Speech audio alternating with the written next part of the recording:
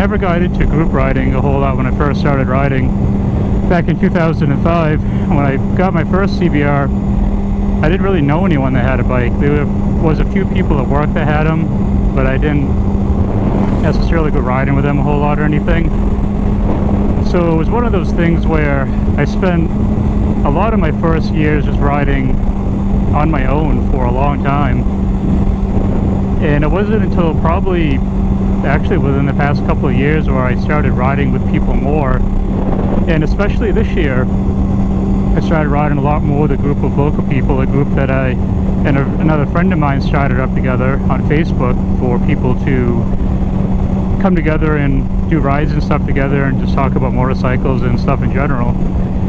And since then, I found out that I've actually enjoyed it a lot more than I thought I would. It brings apart a different aspect of riding, and solo riding and group riding each have their positive and negative aspects as far as I'm concerned.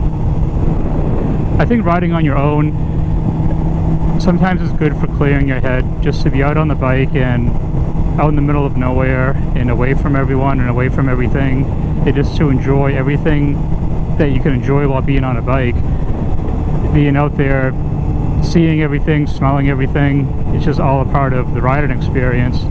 And to experience that on your own is something that it's hard to explain unless you ride and know exactly what it is.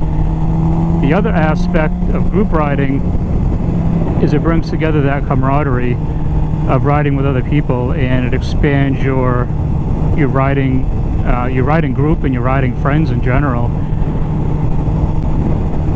I've met quite a few people so far just this year that I never would have talked to before or met in person if I hadn't started group riding. And this was with not only the group that myself and a friend started together, but also another group that I was a part of.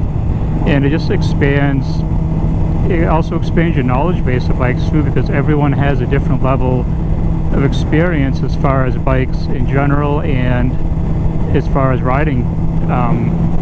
Not riding technique necessarily, but riding experience. So it's good to blend all of that together with people and to share experiences and stories, and overall I think it helps to improve people as riders as well, especially when focusing more on like the newer riders who are just getting into it, who maybe have not ridden as much. They get advice from the people that have been out there doing it for a little while, and they pick up on things that they see while riding. So I think that generally helps for those types of riders.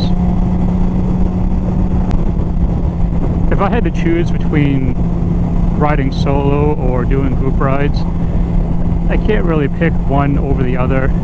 There are definitely days where I prefer to be just on my own, or maybe to ride with one other person that I'm comfortable riding with, that I've been riding with before, or over enough times over the years with or recently. And other times where I really do want to be out with other people and just to have that experience of riding with them as well. So it's definitely a double-edged sword. There isn't a clear-cut answer for which way is better or which way you should personally do, because for me it does go both ways. And there are a few people that even if I wanted like an alone day to go riding, I would still bring them along with me. I can probably think of two people that I've ridden with a lot, or ridden with recently, that I really do like riding with them, and they would always be welcome. And if they can't make those days that I go out, then I'm more than happy to go out on my own. It's a pretty big mix too between what I see while I'm riding as far as people that are in groups or people on their own. I tend to see that cruisers are in groups a lot more than other types of bikes most of the time. But I do see sport bikes quite often in groups together, and I also see them on their own quite often too. So I think it's a topic that transcends different types of riders for what they ride. And like I said, for me, depending on the situation, for exactly what kind of ride you want for the day. Right now I'm with two other people. I'm doing one of my more common routes that I do through Maine and New Hampshire. It's just under a 200-mile ride, and it's a good ride. I do it quite often during the summertime, and this is one of those events that I had set up, and whoever could make it was welcome to come.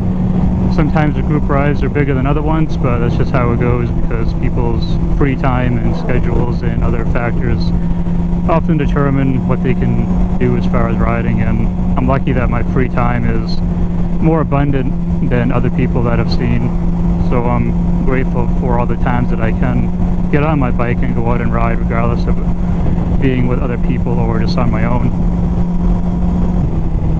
So that's my general thought on all of it.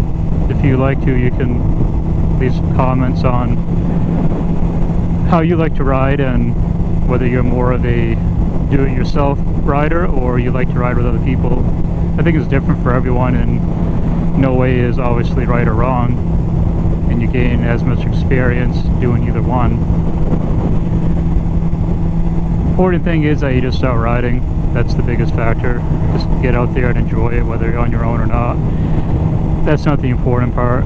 The important part is just to get out there and ride and enjoy the sport, enjoy everything it has to offer, because in my opinion there's not a whole lot else like it.